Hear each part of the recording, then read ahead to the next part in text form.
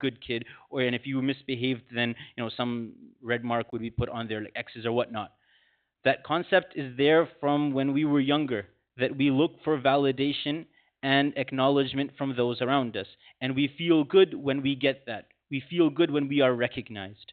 You get a little bit older and you continue looking for it from your parents, but then you look for it from your peers, your classmates, your friends who you, specifically those who you consider cool. You want them to acknowledge how cool you are. So then last night, many Muslims unfortunately went out trick-or-treating, wearing costumes, without wearing costumes. Why? Is because one is they crave acceptance, social acceptance. So we look that they wanted to feel appreciated, to feel validated, to feel acknowledged. So they went out. And then you get a little bit older, you go to university, high school, then you're no longer looking for, acknowledgement from your peers. You want to make sure that you are able to properly complete your assignments, so your professors and your teachers can sign off on it. Throughout life, it makes it easier for you to function when you get that acknowledgement. But what happens is that we sometimes get sidetracked and we sometimes feel there is no need for this.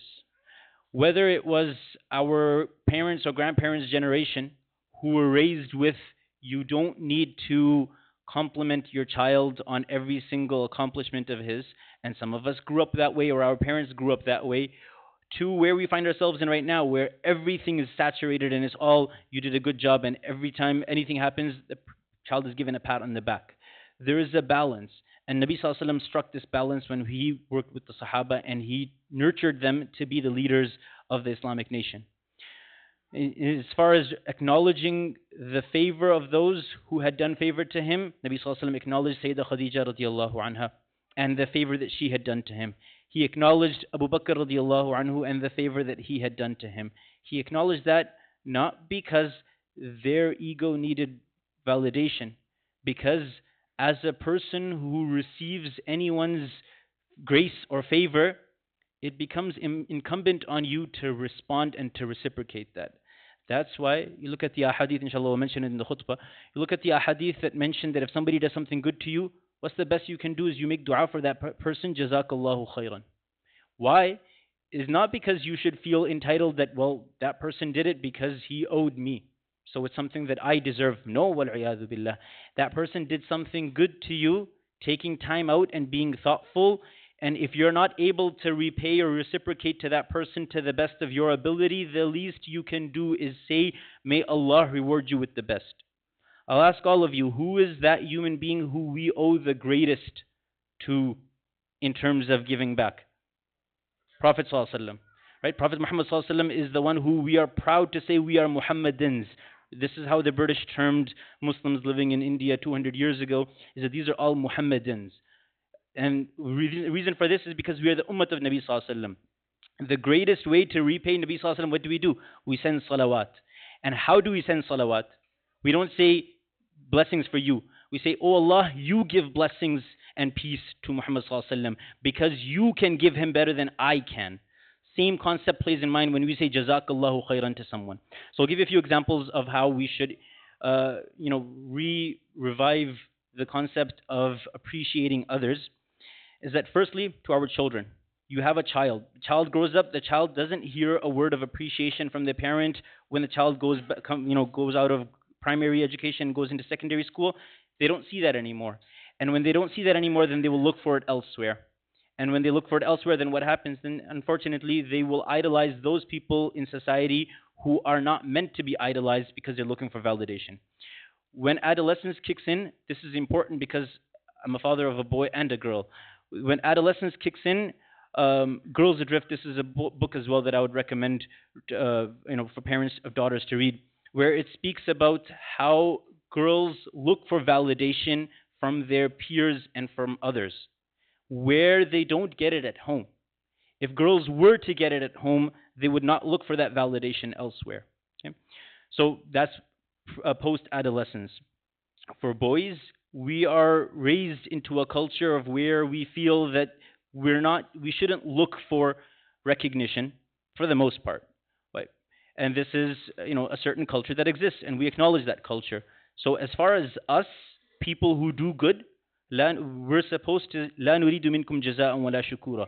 We're supposed to look at life with not expecting any appreciation from anyone.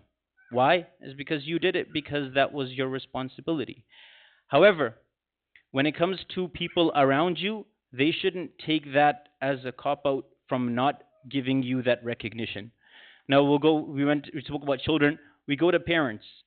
You think to yourself, as children of your parents, if your parents are deceased, then different conversation, but if your parents are alive, to what extent have you shared appreciation or expressed appreciation to your parents for everything that they did? Sometimes someone says something to me that, this is something that you did is very good. Sometimes people have observed this twice now over the last month, where someone will say, you did this very good, but this praise or this recognition is not for you, it's for your parents. Your parents raised you to be that way. And then I call my parents and I notify them and, to give them recognition that you have done this. But from all of us that are children of our parents, how often do we reach out to our parents and appreciate the struggles that they went through to put us to where we are now? Our parents sacrificed a lot for us to be here. Now we go specifically into the marital relationship because that's always something that's relevant for most of society. Is that you'll find a man who works and he works hard and he comes home and the conversation then comes out that this all goes into Men Are From Mars and Women Are From Venus. John Gray, it's a great book to read to understand how both genders get validation from marriage. So the woman wants to feel appreciated. And she says, you never appreciate me. I'm doing all of this in the home. I'm running after the home. I'm watching the kids. I'm doing everything, making sure their work has been completed, their assignments, the planner. Everything is up to date. I do all of that, but you don't appreciate me. And the man says, well, I'm working 8-hour shifts, sometimes more than that. I go into overtime and I do this much more. Even when I clock off and I come home, I'm still working to make sure that you all are cared for. What more do you want from me? What happens is that the appreciation was not expressed verbally. Physically, it was done. This is the driving force behind many breadwinners and fathers and husbands. What if you ask them what wakes you up in the morning and gets you to work on time, and Anthony Henday, long rush hour, whatnot, or you take the bus, you take the train, or whatever. What is it? It's the fact that I have a family, and that family is what propels me to go forward. But all of that, if it's not expressed verbally to the wife, then she feels neglected and she feels unappreciated. She feels taken for granted. All of her efforts are overlooked. So this is why it's important for a man, a husband, to express appreciation to his wife for everything that she does. And on the flip side, he's not looking for any acknowledgement from his wife and children. But it helps when he's not able to take out time for his son's hockey game or his whatever, extracurricular activity, or he's very busy, for his wife to actually sit with the children and say, your father works hard for us. Why? Now, what's happening over here is that she is appreciating in absentia. She's appreciating the efforts that the man makes for her. Now, we go to specifically education, because in the masjid, alhamdulillah, we're involved with education of children. Is that one, as a teacher, I understand the struggle that is involved with bringing the children to the masjid, and for children and adults to take out some time and come to the masjid to learn something by me or by any teacher that's here. It's a struggle. Sometimes you don't want to. And sometimes if you're younger, your parents are enrolling you in the school to come on Saturdays or come in the evenings and come and learn something. Sometimes you're not in the mood to learn. So that in itself is a struggle where you look in the kitabs of ilm and the kitabs of adab of muallimin and muta'allimin, the etiquettes of teachers and students in Orthodox scholarship. We're talking about the first 200-300 years of Islamic Orthodox scholarship. Is that marhaban li talabat al-ilm, that the teachers would welcome the students that were coming in to make them feel that your presence here is good. You are on a noble path to seek knowledge. So we do that here. We try and make it a welcoming environment. With that, though, we understand that Nabi Sallallahu Alaihi Wasallam, he didn't just mollycoddle the people that came to learn by him. He nurtured them and he corrected them and he disciplined them. So taking all of that into consideration, that is what we do as teachers to make sure that the students that are there, we appreciate them being there, and we want to make sure that we give it our best so that on the Day of Judgment we can say we fulfilled the responsibility of ta'lim and tarbiyyah and ta'deeb. As far as a student is concerned, how does a student look at the whole experience? And all of you are students to someone. Whether your teacher is alive or your teacher has passed away, There is a certain level of indebtedness that you have for your teacher that taught you alif bata, your teacher that taught you advanced trigonometry. Whatever science your teacher taught you, you are obliged to recognize that there is a level of indebtedness that you have. To recognize that and express appreciation. Something happened at work and you got a promotion, you share that good news with your tutor or your previous supervisor if you ended on good terms, and you say that through your tutorship and mentorship I reached this stage right now. This speaks a lot about who you are as a man who Nabi Sallallahu Alaihi Wasallam left a whole legacy for us to mold ourselves to be the best human beings. And with that, we'll end two other points, is that when you look at appreciating others, don't make it such that you have no level of resistance in appreciating, that you're always appreciating others. Don't do that, because now you're going to create a generation of people that are mollycoddled and they're always looking for appreciation. We don't want to create people who are always looking for validation, but we understand that at times when a great achievement is completed, we recognize that. And we make dua to Allah that Allah, this falls under shukr nas, which falls under shukr of Allah. That we express our appreciation to others, and in that we are expressing our appreciation to Allah Azza wa Jal. We ask Allah Azza wa Jal to grant us all the tawfiq to be better husbands, fathers, sons, and students and teachers. And we ask Allah Azza wa Jal that He reward those who have done good to us in ways that we are not able to reward them. Ameen. Wa akhiru da'wana alhamdulillah rabbil alameen.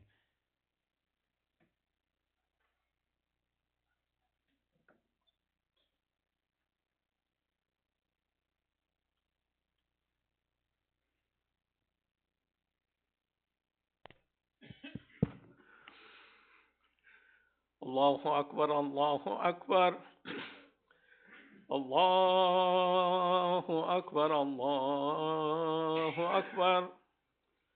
أشهد أن لا إله إلا الله أشهد أن لا إله إلا الله أشهد أن محمدا رسول الله أشهد أن محمدا رسول الله حي على الصلاة حي على الصلاة حي على الفلاح حي على الفلاح الله أكبر الله أكبر لا إله إلا الله. I think we already prayed. So whoever prayed the sunnahs at before 1:30. Yeah, we'll just have the announcements and then we'll call it the second adhan.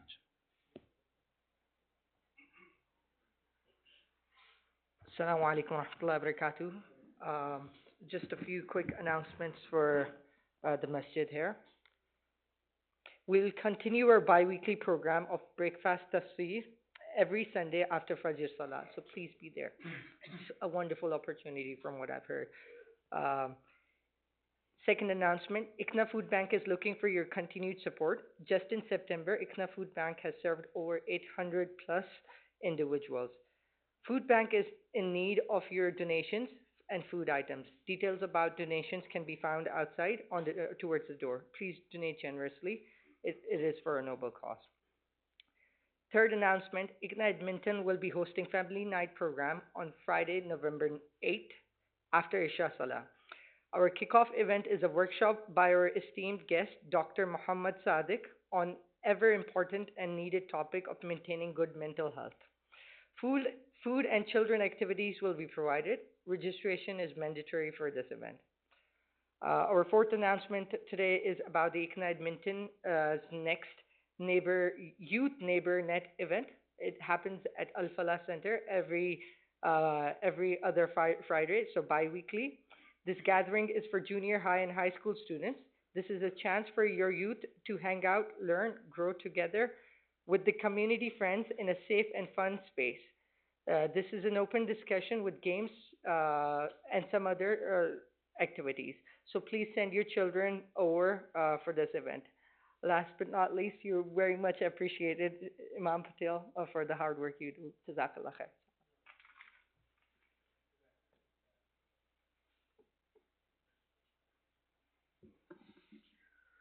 Allahu Akbar, Allahu Akbar, Allahu Akbar, Allahu Akbar.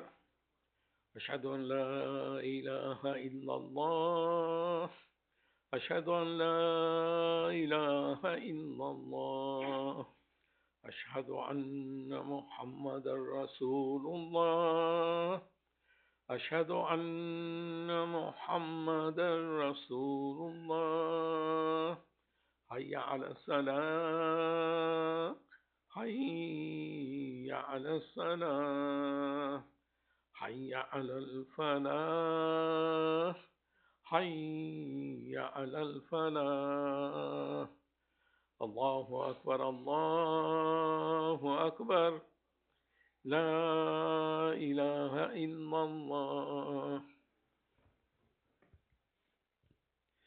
الحمد لوليه والصلاة على نبيه وبعد. أيها المسلمون، الناس بالناس منذ كانوا يحتاج بعضهم بعضا ولا يستغني أحد منهم عن الآخر، وقد جبلوا بفطرتهم على تقديم المساعدة وبذل المعروف، ثم دعتهم الشريعة بعد ذلك إلى قضاء الحاجات ورغبتهم في كشف الكربات. قال عليه الصلاة والسلام: المسلم أخو المسلم لا يظلمه ولا يسلمه، من كان في حاجة أخيه كان الله في حاجته، ومن فرج عن مسلم كربة فرج الله عنه بها كربة من كرب يوم القيامة، ومن ستر مسلما ستره الله يوم القيامة. وقال عليه الصلاة والسلام: أحب الناس إلى الله أنفعهم للناس، وأحب الأعمال إلى الله عز وجل سرور تدخله على مسلم تكشف عنه كربة أو تقضي عنه دينا أو تطرد عنه جوع.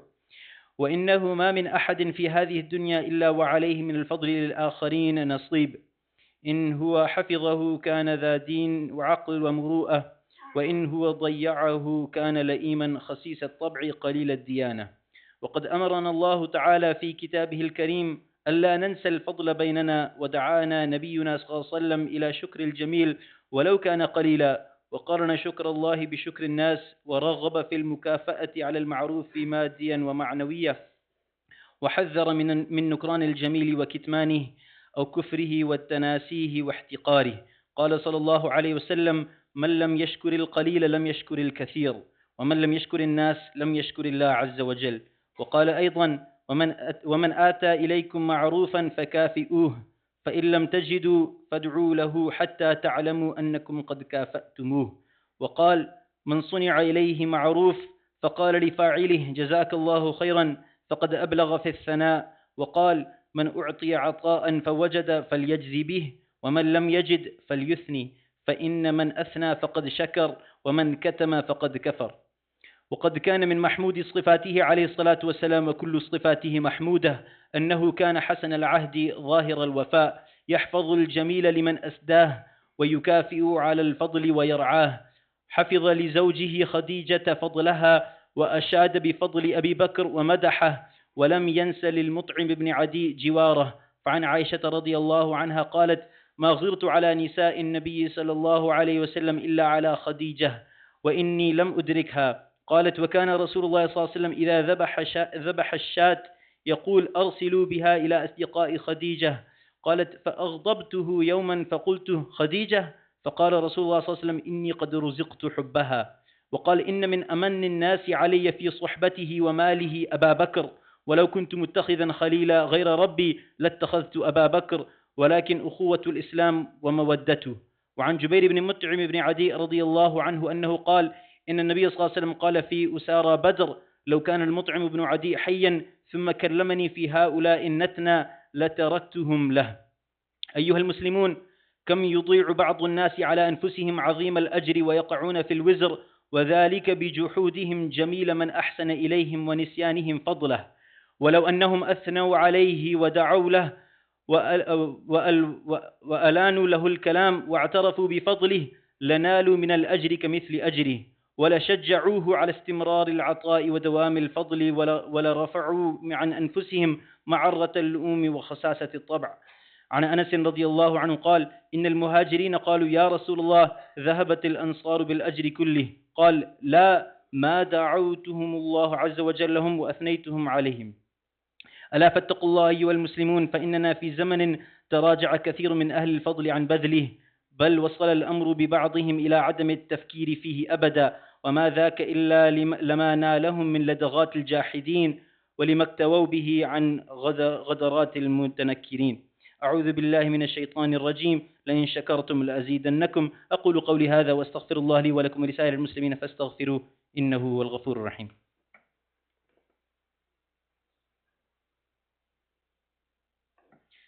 الحمد لله نحمده ونستعينه ونستغفره ونؤمن به ونتوكل عليه ونعوذ بالله من شرور أنفسنا ومن سيئات أعمالنا من يهده الله فلا مضل له ومن يضلله فلا هادي له ونشهد أن لا إله إلا الله وحده لا شريك له ونشهد أن سيدنا مولانا محمد عبده ورسوله قال الله تعالى إن الله وملائكته يصلون على النبي يا أيها الذين آمنوا صلوا عليه وسلموا تسليما اللهم صل على محمد عبدك ورسولك وصل على المؤمنين والمؤمنات والمسلمين والمسلمات وبارك على محمد وأزواجه وذريته اللهم ربنا آتنا في الدنيا حسنة وفي الآخرة حسنة وقنا عذاب النار اللهم أيد الإسلام وأنصاره وأذل الشرك وأشراره اللهم أعز الإسلام والمسلمين اللهم انصر إخواننا المستضعفين في كل مكان يا رب العالمين اللهم احفظ الحرمين الشريفين اللهم حرر الأراضي المقبوضة من قبض المحتلين اللهم حرر المسجد الأقصى من قبض المحتلين عباد الله رحمكم الله إن الله يأمر بالعدل والإحسان وإيتاء ذي القربى وينهى عن الفحشاء والمنكر والبغي يعظكم لعلكم تذكرون اذكروا الله تعالى يذكركم وادعوه يستجب لكم ولذكر الله تعالى أكبر والله يعلم ما تصنعون. Please straighten the sufuf and move forward.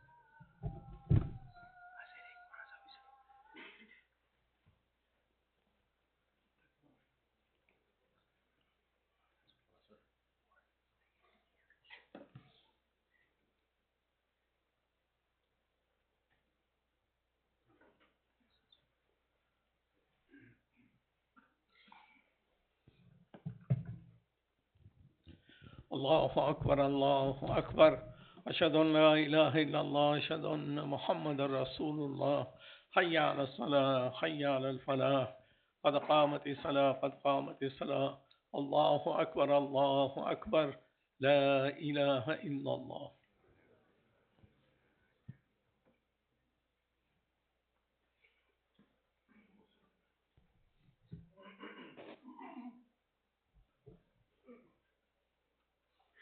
الله أكبر.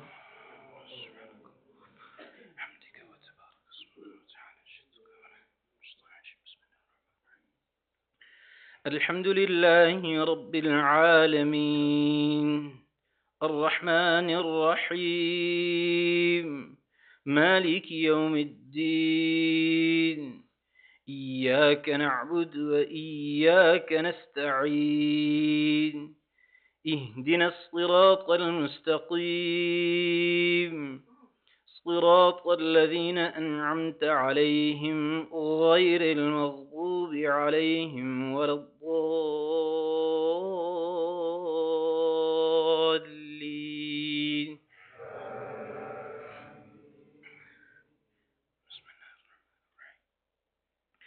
والضحى والليل إذا سجى ما ودعك ربك وما قلى وللآخرة خير لك من الأولى ولسوف يعطيك ربك فترضى ألم يجدك يتيما فآوى ووجدك ضالا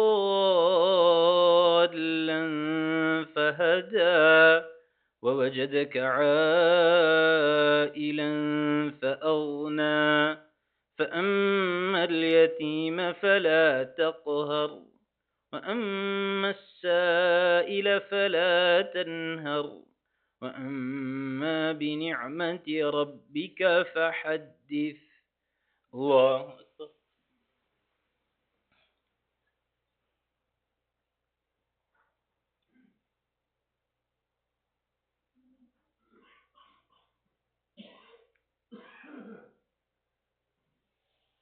سمع الله لمن حمده.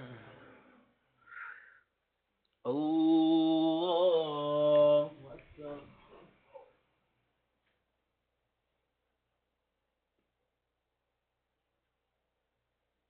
الله أكبر. الله أكبر.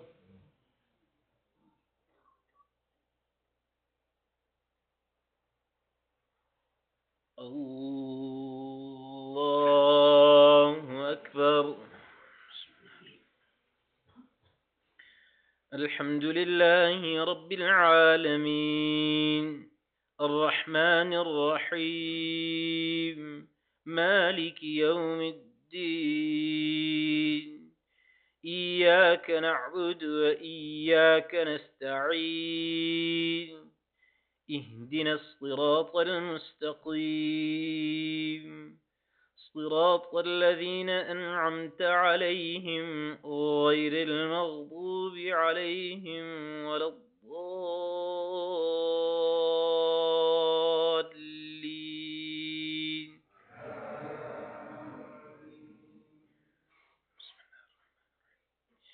ألم نشرح لك صدرك ووضعنا عنك وزرك الذي أنقض ظهرك ورفعنا لك ذكرك فإن مع العسر يسرا إن مع العسر يسرا فإذا فرغت فانصب وإلى ربك فارغب.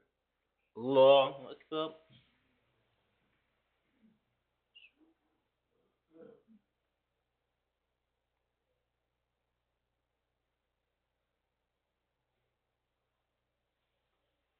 سمع الله لمن حمده. الله أكبر.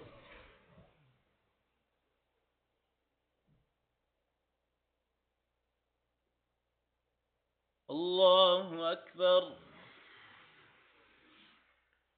الله أكبر.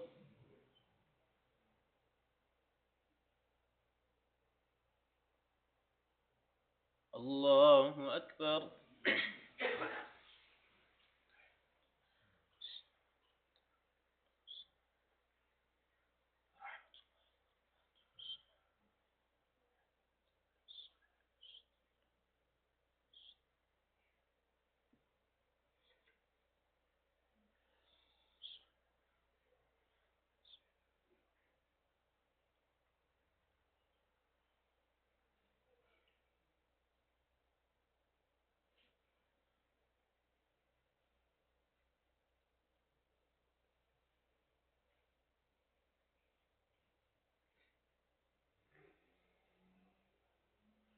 السلام عليكم ورحمة الله. السلام عليكم ورحمة الله.